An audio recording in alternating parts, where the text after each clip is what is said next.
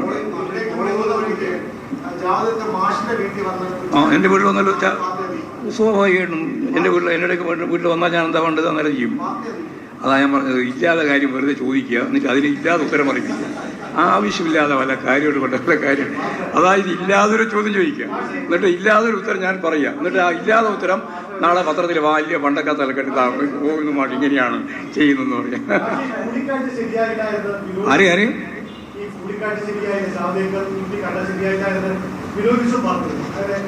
അത് വിഷ്ണുനോട് തന്നെ ചോദിച്ചാൽ വിഷ്ണു ബോധ്യാവും. കാര്യങ്ങളൊക്കെ മനസ്സിലായാൽ വിഷ്ണു മനസ്സിലാവും, ബോധ്യപ്പെടും. അത് നിങ്ങൾക്ക് നിങ്ങളുടെ അതിയല്ലേ, അത് നിങ്ങളെ എത്തിയാൽ മതി. ആ ജൂനിയറോ സീനിയറോ നോക്കിയിട്ടൊന്നുമല്ലല്ലോ പാർട്ടിയും സെക്രട്ടറിയും പ്രസിഡന്റും ഒക്കെ അതൊന്നും. അതുകൊണ്ട് അതെല്ലാം പണ്ടേ കഴിഞ്ഞു പോയ കുറേ കാലങ്ങൾ പറയാൻ തുടങ്ങിയിട്ട് അതിലൊന്നും യാതൊരു പ്രസക്തിയില്ല.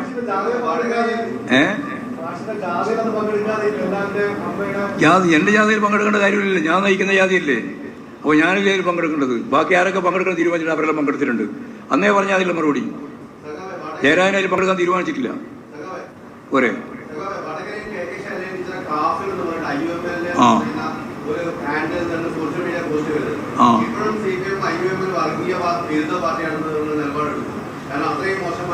ഈ പ്രചരണം നടന്നുണ്ട്. അപ്പോൾ കോൺഗ്രസിന് എന്താ പറയുക, ഷാഫിന് എന്താ പറയുക? ഷാഫി വർഗീയ പാർട്ടിയെ അല്ല, മറ്റേ അതാണ് ചോദിക്കുന്നത്. ശൈല ടീച്ചറെ പറ്റി തന്നെ ഇവരെല്ലാം ചേർന്നിട്ടാണ് ഇതൊക്കെ നടത്തിക്കൊണ്ടിരിക്കുന്നത്. മറ്റേ നമ്മുടെ രേഖ കൃത്രിമം ഉണ്ടാക്കിയ പ്രസിഡന്റ് ഉണ്ടല്ലോ, ആരാധന. ആ അത് നിങ്ങൾക്ക് എല്ലാവർക്കും മനസ്സിലായല്ലോ കാര്യം. അങ്ങനെ പറയുമ്പോൾ തന്നെ ആൾക്ക് മനസ്സിലായല്ലോ. അവരെല്ലാം കൂടി ചേർന്നുകൊണ്ട് ഉണ്ടാക്കുന്നതിനാ. അപ്പോൾ കോൺഗ്രസിനെ നമ്മൾ വർഗീയ പാർട്ടി എന്നാ പറയുമോ? എന്തിനാണ് ഇങ്ങനെയുള്ള ചോദ്യം ചോദിക്കുന്നതെന്ന് എനിക്ക് മനസ്സിലാവാതെ. പാലക്കാടോ? അല്ല, പാലക്കാട് അസംബ്ലി നിയോജക മണ്ഡലത്തിൽ ഒരു ഉപതെരഞ്ഞെടുപ്പ് വരികയാണെങ്കിൽ ഞാൻ നിങ്ങളെ BJP-നെ സഹായിക്കുക എന്നുള്ളതാണ് ഷാഫിയുടെ ഉത്തരവ്. എവിടെ? ആ വോട്ട് മറിക്കാൻ വേണ്ടിയില്ലേ ഈ പണിയിലാണ് നടത്തുന്നത്. പറയുന്നതിനാ അതിനെ പറയുന്നത്. ലോക്സഭയിൽ തന്നെ വോട്ട് മറിക്കാൻ ആവശ്യമായ പ്രചരണം നടത്തിയിട്ടുണ്ട്. അവർ തമ്മിലൊരു ഡീൽ ഉണ്ടാക്കിയിട്ടുണ്ട്. ഇല്ല, എണ്ണം പറയില്ല. ഞാൻ പറഞ്ഞില്ലേ, ഏതായാലും നിങ്ങൾക്ക് ഒരു കാര്യം പറയാം, രണ്ടാക്കണ്ടായാലേ ഭൂരിപക്ഷമാവുള്ളൂ. അപ്പോൾ ഭൂരിപക്ഷം സീറ്റും ഇടതുപക്ഷത്തിനോട് ജയിക്കും. അതിൽ കിടക്കും, അതെല്ലാം കിടക്കും. ആര്? BJP ജയിക്കില്ല, എവിടെയും ജയിക്കില്ല. BJPക്ക് ജയിക്കാനുള്ള ഒരു സാധ്യതയില്ല കേരളത്തിൽ.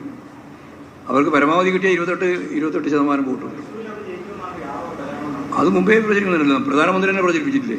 അതിനപ്പുറം ആരാ പ്രചരിപ്പിക്കേണ്ടത്? അവിടെ തൂക്കും. വളരെ പേടിയൊന്നുമില്ല, വളരെ നല്ല ഉറച്ച ധൈര്യമാണ്. അല്ല, അങ്ങനെയാണ് നമ്മൾ തൂക്കുന്നില്ല പറയാം. തൂക്കുമെന്ന് പറയുന്നില്ല. ഇതെല്ലാം ചെയ്താലും വടകര ചെയ്യും. പോരെ? ഇനി ആദ്യം ചെയ്യുന്ന വടകരയാണ്.